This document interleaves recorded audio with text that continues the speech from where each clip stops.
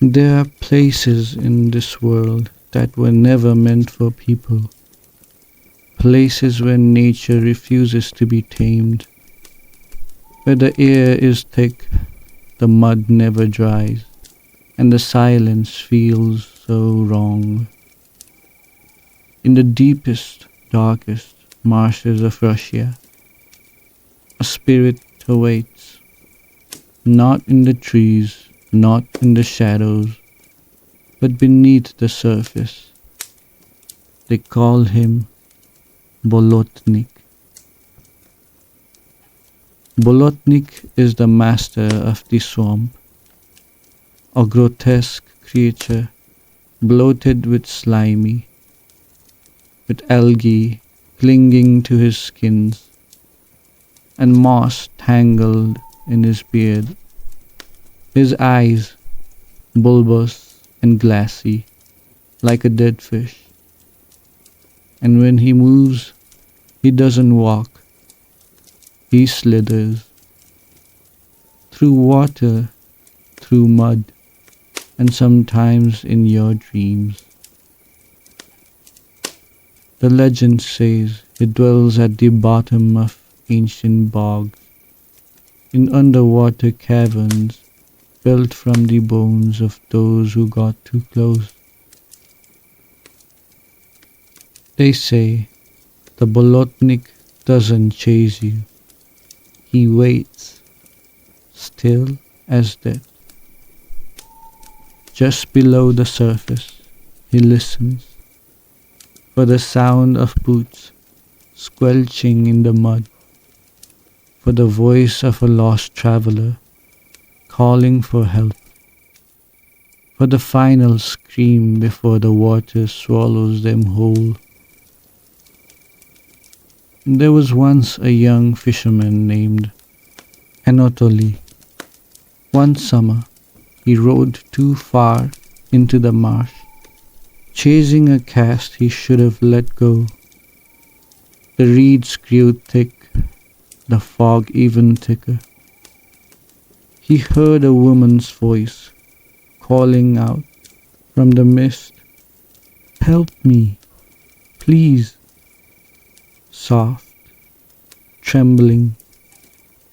But Anatoly was alone, and the woman's voice, it was coming from the water. They say he leaned over the side of his boat, and something grabbed him. His boat was found the next day, floating empty, scratched on the wood, fingernail marks, the kind you leave when you're trying to hold on, and something's pulling you under. The Bolotnik lures people in with sounds, cries for help, the splash of a fish, a familiar voice calling your name. But what you see isn't real. It's his illusion. Some believe he was once a man, a hunter, or a heretic who drowned in the swamp centuries ago, cursed to remain forever, rotting, twisted, angry. Others say he was never human at all, that he is as old as mud itself, that he is the swamp's soul and hunger. Travelers are warned, if the swamp goes quiet, leave. If the frog stops croaking, run. Because when the swamp is silent, Bolotnik is near. He doesn't drag you down screaming. He waits until your foot slips, until the mud grips your ankle like a hand, and pulls you into the dark.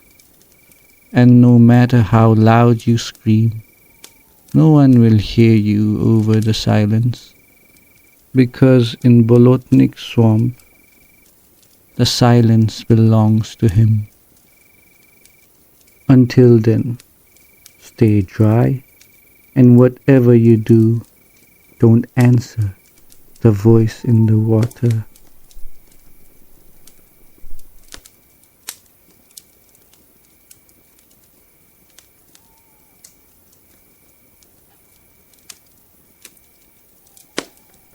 They say every country has its own monster lurking in the dark.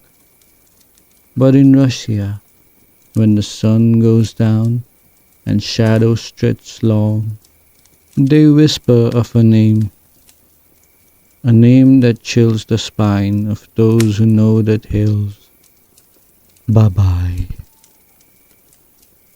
He's known by many names across the Slavic lands. The Black Old Man, the Crooked Night Stalker, the shadow that waits.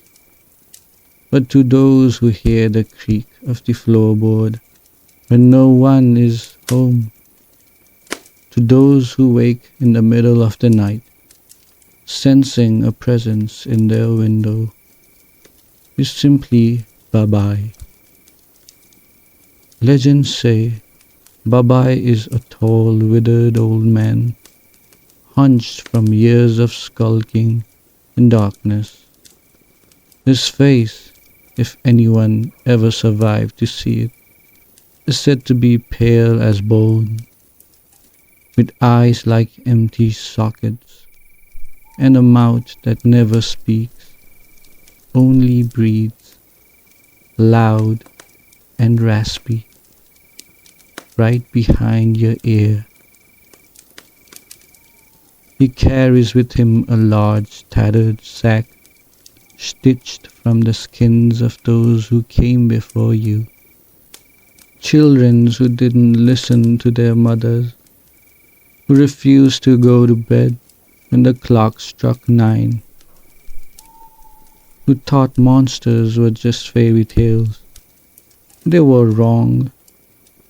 They say Babay doesn't knock. He doesn't growl or groan.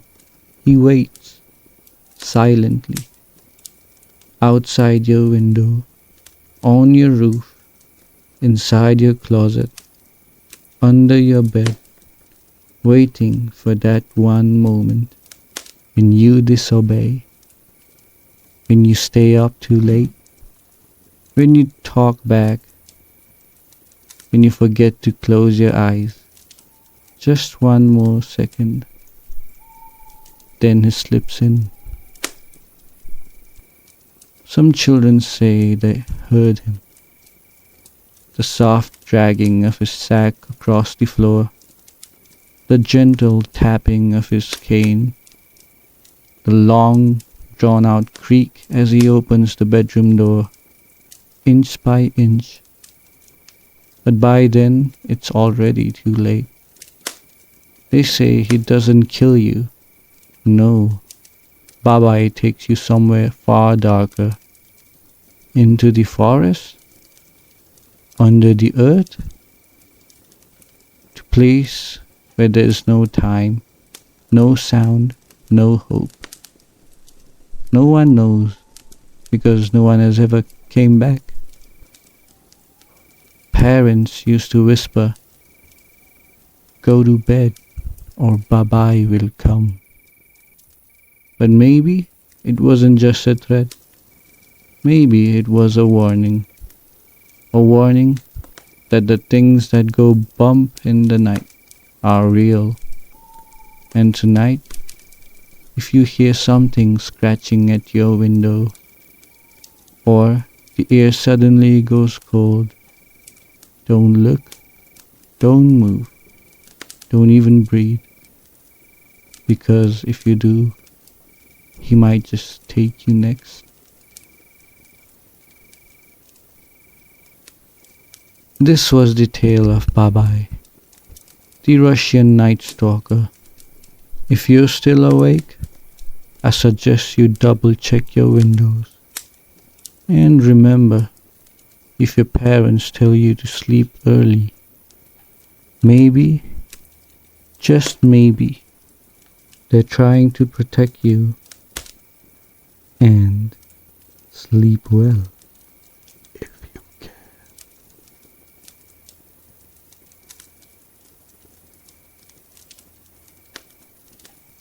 Deep in the ancient woods of Russia, where sunlight barely touches the forest floor, where moss clings to crooked trees, and the air is thick with silence, there lives a spirit, an ancient being, one who does not welcome strangers, one who walks with the forest itself.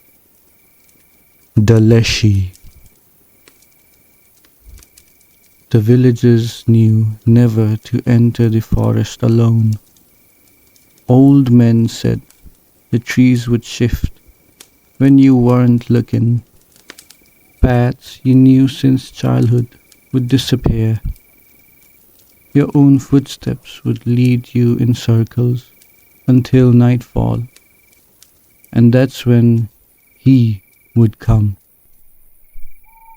The Leshy is the forest guardian, a towering creature, sometimes the size of a man, other times as tall as the trees. With glowing eyes, wild mossy hair, and a beard of vines and thorns. His skin is bark, his breath the howl of the wind. They say he has no shadow and no soul.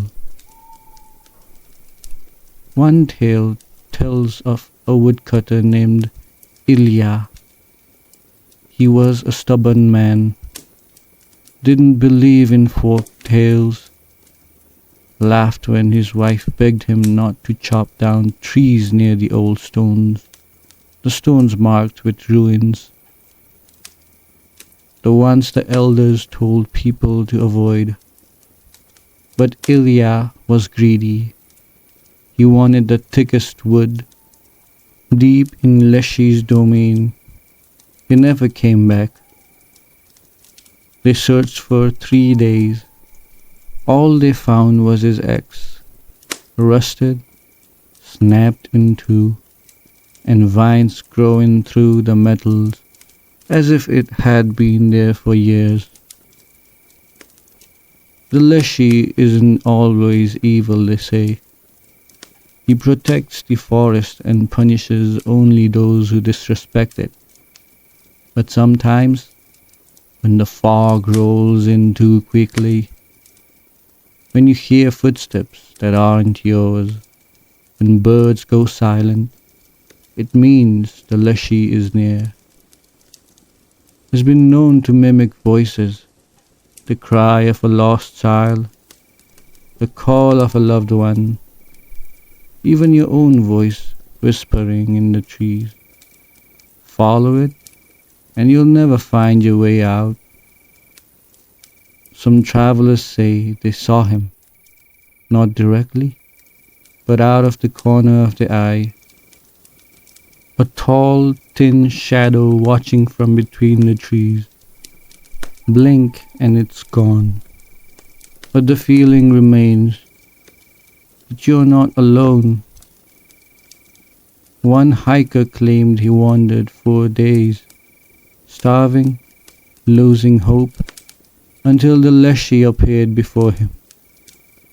Not to harm him, but to lead him to safety. They say if you respect the forest, the Leshy might spare you, might even help you. But disrespect it, and you'll become part of it.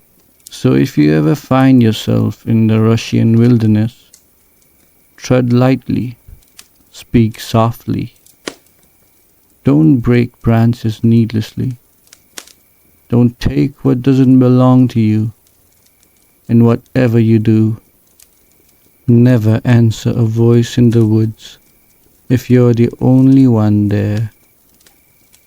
Because the forest has eyes, and the Leshy never forgets.